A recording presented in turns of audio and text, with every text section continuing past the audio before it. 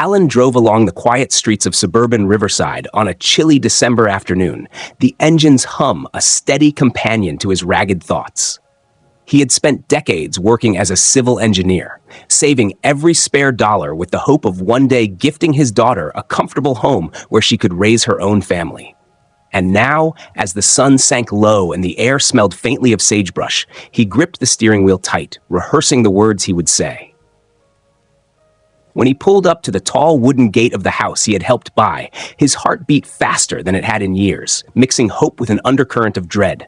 He stepped out of his old sedan, the leather of his jacket creaking, and rang the doorbell. The door swung open to reveal Emily, her face pale and her posture stiff. Behind her, he glimpsed Aaron in the hallway, hands shoved into his pockets, silent as a shadow.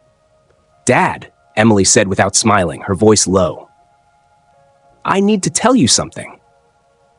Alan's chest tightened. He thought she would greet him with a hug, thank him for the dinner he always loved to cook for Christmas, ask him to come in from the cold. Instead, she glanced away. "My in-laws are visiting for the holidays," she said, choosing each word like stones in a path. "They have their own way of celebrating, and they would rather not have any extra guests." Alan looked past her into the warm glow of the living room. The tree he had helped choose, the silk curtains he had paid for, the cushioned armchair he had insisted would make her mother comfortable. Every detail reminded him of his sacrifices. He cleared his throat. "I see," he said softly, as if tasting the words on his tongue before swallowing them. Emily's lips trembled, but she held firm. "I'm sorry, Dad. I know this is hard, but this is what they want." He nodded once, then reached out to touch her shoulder. His hand lingered as if seeking something familiar. "I understand," he said, the words heavier than any box he had ever lifted. He straightened, stepping back. "Merry Christmas, Emily." She watched him, confusion and regret clouding her eyes. He offered a small, sad smile and turned toward his car. The engine's hum rose again, matching his pulse as he walked away. With each step, the lights of the house grew smaller in his sight, but brighter in his memory. Memories he had funded with his own blood, sweat, and tears. He settled into the driver's seat, staring at the darkening sky until he felt the tug of resolve coil inside him. He reached into his coat for his phone, fingers trembling not from cold, but from a surge of purpose. One call, he thought, and everything would change. Then the engine roared to life, and he drove into the coming night, a quiet storm gathering behind his steady calm. Alan pulled into his small driveway just as the last light of dusk faded behind the distant hills. He sat in his car for a moment, the engine ticking as it cooled, and let out a long breath that felt like it carried half his years of worry. Inside his bungalow, the familiar creak of the front door greeted him, and he kicked off his worn loafers before shuffling to the kitchen. The lamp above the sink cast a yellow glow on the old Formica countertop, and Alan flicked it on, revealing a neat stack of bank statements and mortgage papers he had spread out the night before. He poured himself a cup of chamomile tea and settled at the table, his bones aching more than usual after the drive. He recalled Emily's words at her doorstep. "They don't want extra guests." Every transfer he had made in the last 5 years flashed through his mind. $2,500 on the 15th of each month, without fail. He lifted his trembling hands and laid them flat on the statements, tracing the neat columns of numbers with a fingertip. He remembered signing the papers for the solar panels 2 years ago, and the time he had refinanced his own home to help pay for the granite countertops, a gift he thought would bring them joy. Now, those same numbers felt like a chain around his neck. He opened his laptop on the table, the screen's blue glow reflecting in his tired eyes, and logged into his online banking. The password felt heavy on his tongue as he typed it in. The account where the mortgage payments originated was his alone, funded by pensions and savings, meant to carry him through his later years. He scrolled to the list of scheduled transfers and paused over the entry marked Sunrise Mortgage, pay $2,500 monthly. Alan's heart beat faster, and his fingers hovered before he clicked Cancel Transfer. A confirmation window popped up. "Are you sure you want to cancel this recurring payment?" He pressed yes before his mind could tremble at the thought of what he was doing. The screen updated immediately. "Your recurring transfer has been stopped." Alan stared at those words as if they were an omen. He closed the laptop gently and rose, teacup in hand, to mark the moment in his mind. From the drawer, he retrieved a manila folder labeled Evidence, where he had placed printed copies of every mortgage statement, canceled checks, and receipts for home improvements. He had also added an old photograph of Emily standing on the front steps of that California house, taken at her wedding. He reconsidered that photo for a moment and then snapped the folder shut. The next task he set for himself was more delicate. He dialed the number for the mortgage servicer's customer line and waited through the automated prompts, listening to the calm voice instructing him to enter his account number. When a friendly representative answered, Alan delivered his request in simple, controlled words. "I'd like to cancel the automatic mortgage payment on account ending in 11234, effective immediately." "Certainly, sir," the representative replied politely. "I've processed the cancellation. Your next due payment will not be withdrawn automatically." Alan thanked her, hung up, and returned the folder to its place in the drawer. The late hour had crept up, but sleep would not come easily now that he had set the wheels of his plan in motion. He poured the remainder of his tea into the sink, then fetched his coat from the hallway rack and stepped onto the back porch. The night air was cool against his face, and he inhaled deeply, tasting the faint salt of the ocean breeze that drifted inland. Across the street, a neighbor's lights reflected off the windows of homes Alan had never known needed their warmth. As he gazed out, the moon peeked between palm fronds, and he imagined Emily reading her mailbox in the morning to find that certified letter he had mailed days earlier, the final demand for missed payments, now official. He pictured the shock on her face when she realized the mortgage company would regard the house as in danger of foreclosure. A slow, satisfied smile crept across his lips as he thought of the dinner party she would host 3 nights from now, under the tree he had chosen, and how none of her guests would know that the ground beneath their feet was built on his generosity, and that generosity was now withdrawn. Alan turned and returned inside, where he sat in his favorite armchair by the fireplace. He lit a single log, watching the flame flicker and dance, and pulled the manila folder onto his lap. He did not open it. Instead, he thumbed the edge of the folder and relished the hidden weight of the truths inside. Tomorrow, the bank notice would arrive at Emily's door. By the weekend, whispers would spread through her social circle. By Christmas Eve, the real guest of honor at her lavish dinner would be the story of how her father had quietly reclaimed his power. Sleep finally found him that night as a promise of storm, a reckoning he had planned with care. And somewhere in his dreams, the faces of those who had turned him away lay bare before him, unarmed in the glare of truth. When he awoke at dawn, Alan felt older and younger at the same time, older in body, but younger in spirit, as if he had shed a layer of all the years he had spent being unseen. He rose, ready to watch his plan unfold. Alan woke early on December 20th, the sky still dark and the air crisp with a promise of rain, and he went straight to his kitchen table, where the manila folder labeled Evidence lay waiting like a loaded weapon. He poured himself a cup of black coffee, its bitter warmth fortifying him for the work ahead. For the past 3 days, Emily's world had begun to tremble. A certified mortgage notice had arrived in her mailbox on Saturday, followed by a terse letter from Sunrise Mortgage, warning that payment was overdue and that she had 15 days to bring her account current or face foreclosure proceedings. By Sunday, neighborhood whispers had reached the post office clerk, who recognized Emily's name and stopped Alan in the aisle to ask if everything was all right with her home loan. By Monday, the local homeowners association bulletin had posted an innocuous plea for members to review their financial obligations before the holidays, which every subscriber assumed was a routine reminder, except that it coincided with Alan's carefully timed community board email exposing the sudden halt of a $2,500 monthly transfer into a mortgage account in his own name, under the subject, "Seeking Counsel Advice on Potential Community Foreclosure." And now, on this gray Saturday morning, he needed to ensure that the grand finale of his plan unfolded precisely as he intended. He slid a stack of color-printed bank statements from the folder, 12 months per year for 5 years. highlighting each $2,500 payment in yellow and noting in red ink the dates they were paid and the fact that they had come directly from his retirement account.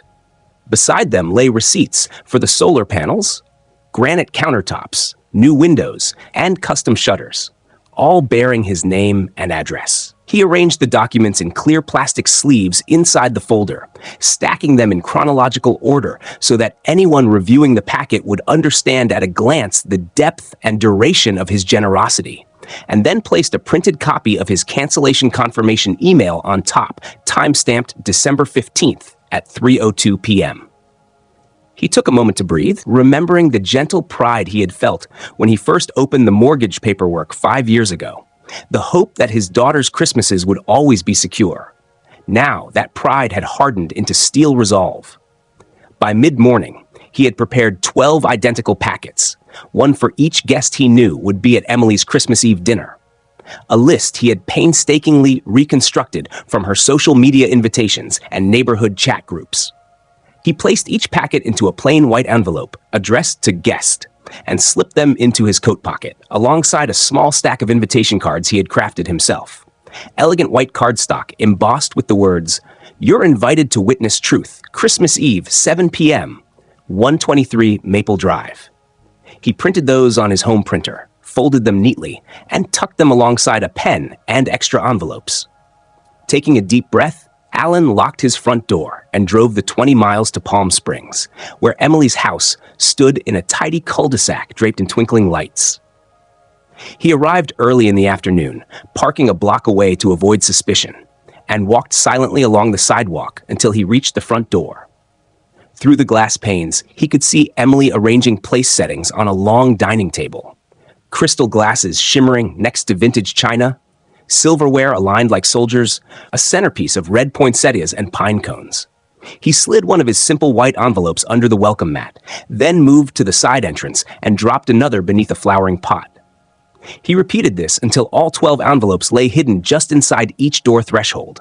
Front entry, garden gate, garage side door, library porch, back patio, wherever a guest might step as they arrived. With methodical care, he retraced his steps, ensuring none were missed. Then Alan retreated to the shade of a nearby citrus tree and waited, adopting the stillness of a hawk before the strike. As the sky turned pale gold, he watched one by one the guests drive up, park, and cross the threshold, taking care to note which envelope each person passed.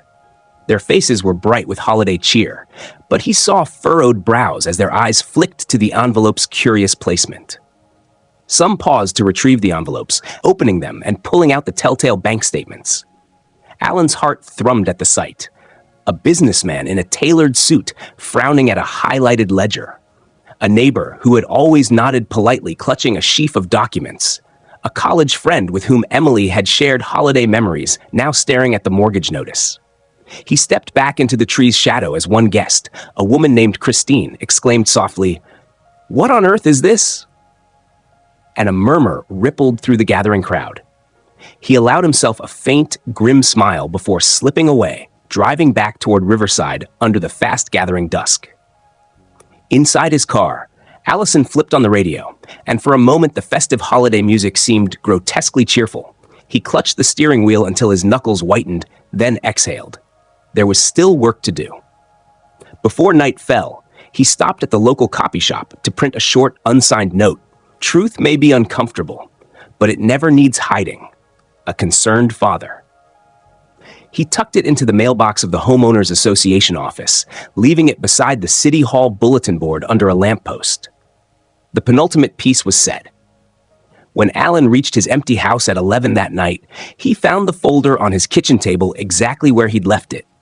He opened it and ran his finger down the first highlighted page, recalling the steady rhythm of his payments, $25,500 every month without fail, until someone told him he wasn't welcome for Christmas.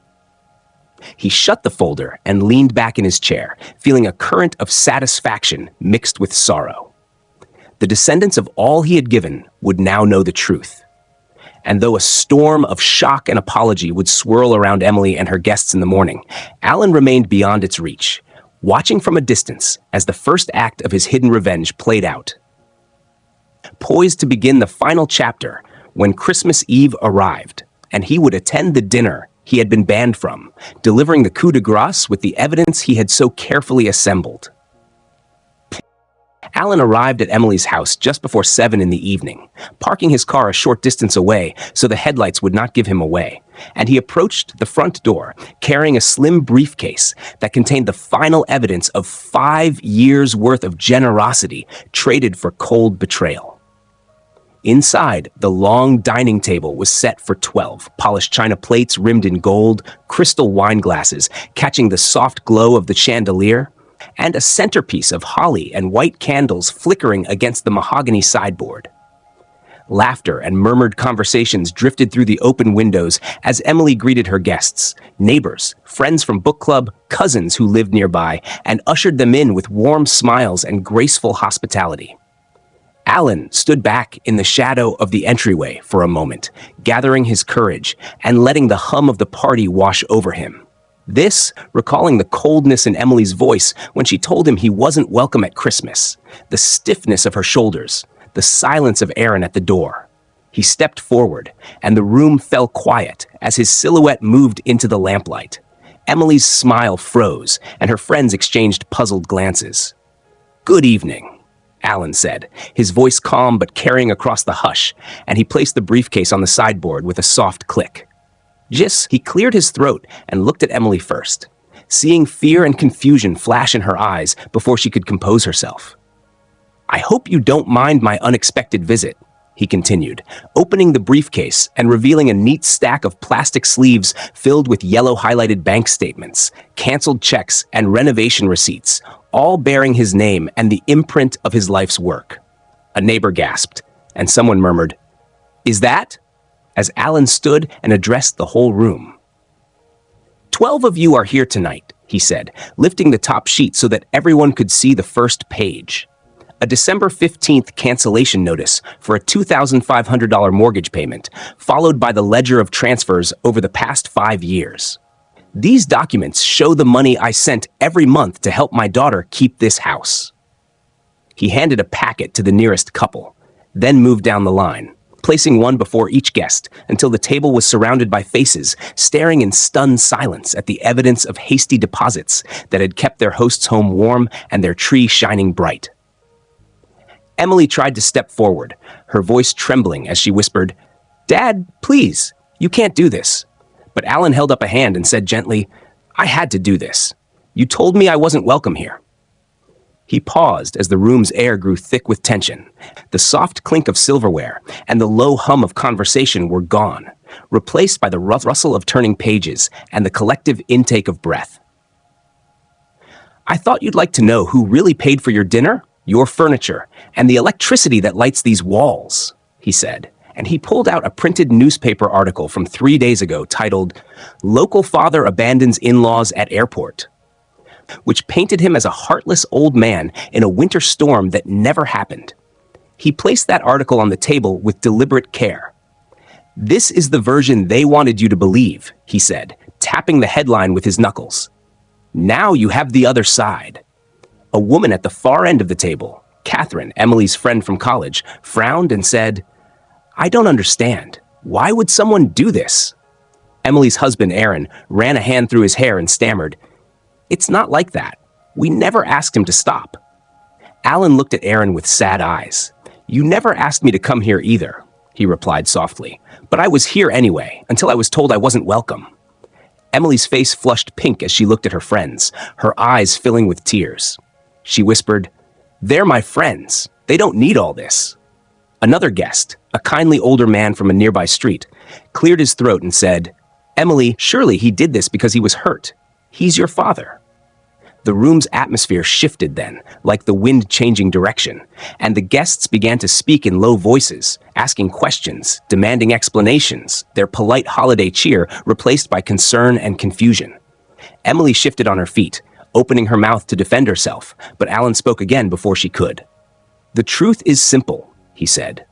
"For 5 years, I paid for this life, and for 5 years I was welcomed only when it suited you. Tonight, I wanted everyone here to see what it means to be needed, what it means to be wanted, and what it feels like to be pushed to the margins." He closed the briefcase with a decisive snap and slid it shut. "I will not resume those payments," he said, "but I will answer any questions you have about these documents." Emily's friends huddled together, whispering, and Catherine said, "Emily, you should have told us." The hush deepened as the guests looked at Emily with new eyes. Eyes that saw her not just as a gracious host, but as someone who had stood by while her father sacrificed for her comfort, only to turn away when he needed her presence. Emily covered her face with shaking hands, unable to meet the gaze of anyone except Alan, whose expression was calm and resolute. He stepped back toward the door and with genuine regret in his voice said, "Merry Christmas," then turned and walked away into the night, leaving behind a room of stunned, regretful faces and a story they would carry with them far beyond the holiday season. On Christmas morning, as the first golden light of dawn crept across the desert horizon, Alan woke with no ache in his bones, only a dull calm, in his niece Rosa's spare bedroom in San Diego, where he had stayed since his Christmas Eve revelation at Emily's house. He had driven through the night after leaving her stunned guests behind, the road quiet beneath his tires, the manila folder with his evidence safely locked in the trunk. He arrived at Rosa's house just after midnight, and she greeted him at the door in a robe, concern in her eyes. Without asking questions, she poured him hot coffee, and he sipped the steam while telling her, simply, "It's done?" Rosa nodded with understanding, born of many shared memories after his wife's passing, and she offered him her spare recliner by the fireplace for the night.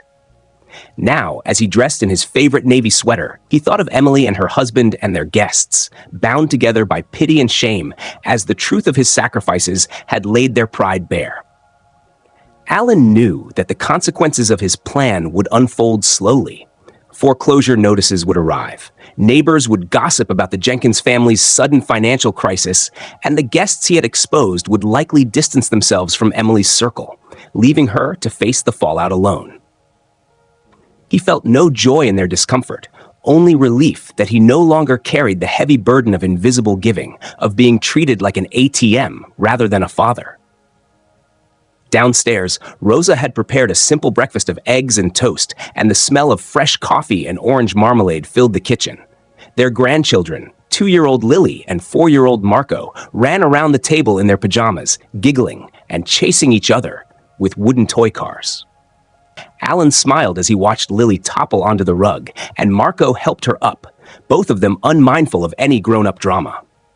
That sight warmed Alan's heart in a way Emily's decorated tree could not. Here was family that welcomed him without condition, that saw him as a real person, not just a provider of amenities. He scooped Lily into his lap and then ruffled Marco's hair, feeling the lightness of love unburdened by demands. After breakfast, he and Rosa sat at the kitchen island with steaming mugs, watching the children play, and she asked quietly, "Do you regret it?" Alan looked into his cup, then shook his head. "No," he said simply. They needed to learn what it truly means to depend on someone. If they had asked me to come for Christmas, I would have come. But they told me I wasn't welcome. So I broke the tie they counted on, the money they believed made them safe. Rosa reached across the island and held his hand, offering silent support. And Alan felt a quiet pride in his decision. He decided then that he would take a drive later that morning to clear his head and perhaps stop by the ocean, something he had not allowed himself in years, because every free moment had been spent wiring money to Emily and Aaron. After lunch, he kissed Rosa goodbye and climbed into his car, the December sky trembling with heat already. He drove south toward the coast, windows down so he could feel the breeze off the Pacific. The salt air filled his lungs, and he thought of Maria, his late wife, whose laughter had once mingled with these very winds. He could almost hear her voice urging him to embrace freedom and not dwell on old wounds. At a cliffside overlook, Alan parked and stepped out, leaning on the hood of his sedan to watch the waves crash against the rocks below. For the first time in 5 years, he had money in his pocket that he could spend on himself, not on someone who rejected him. He pressed his hand into his coat pocket and felt the edges of the manila folder radio silent reminders of what he had done, but he did not open it. Instead, he reached into his shirt pocket, pulled out a worn photograph of him and Emily when she was 6, sitting on his shoulders at Disneyland, both of them beaming. He studied their young faces, her curls bouncing, his mustache graying, and a small ache lanced through him, but it did not break him. He folded the photo and replaced it in his pocket. Deciding he had earned it, he drove down the winding road to a small seafood cafe by the shore where an old waitress named Marisol knew him by name. He ordered fish tacos and a mug of coffee and ate slowly, watching seagulls wheel overhead. An elderly couple at the next table watched him with gentle curiosity. He caught their eyes and nodded, and they smiled back. No judgment, no hidden motives, just simple human connection. Alan felt his chest loosen as he paid the bill with a credit card that had not been charged for mortgage payments in nearly a week. The waitress slipped a receipt and a nod across the table, and he tucked it into his wallet along with the photo. When he climbed back into his car, he dialed Emily's number and let it ring 3 times before hanging up. He did not feel drawn to her side yet. She had to come to him. Instead, he dialed Aunt Rose's daughter, her voice bright when she answered, and arranged to meet her for Sunday dinner with the grandchildren and cousins. He looked forward to that reunion, to a table where he was not a banker or a liability, but simply Uncle Alan, with an appetite for guacamole and family gossip. On the drive home, Alan reflected on the hidden justice of his plan. He had not destroyed Emily's life. He had only removed his financial safety net so she could stand on her own feet. If she chose to rebuild, she would do so with respect for him, not as a man who had to beg for permission to join his own family's celebrations. He thought of the foreclosure notices and the conversations that would haunt her, but also of the strength she might discover when forced to solve her own problems. He welcomed her growth, even if it came from hardship. Back at Rosa's house that evening, he found a message on his phone from Emily. "Dad, can we talk? I'll come to San Diego next week." He stared at the text, his heart fluttering with a cautious hope. He thumbed a reply. "Of course, just be respectful." Then he switched off his phone, walked into the living room where the children had left their toys scattered on the rug, and turned on the television to watch a Christmas movie with Rosa. As the story unfolded, with its predictable happy ending, Alan settled into the couch, feeling that his own story was finally finding its balance. He had reclaimed his dignity, set boundaries, and shown that love without respect was a hollow gift. Outside, the early evening sky over San Diego glowed pink and purple, and he thought of home, not a house he had paid for, but a place where he was loved for who he was. And that, he realized, was the truest Christmas miracle of all.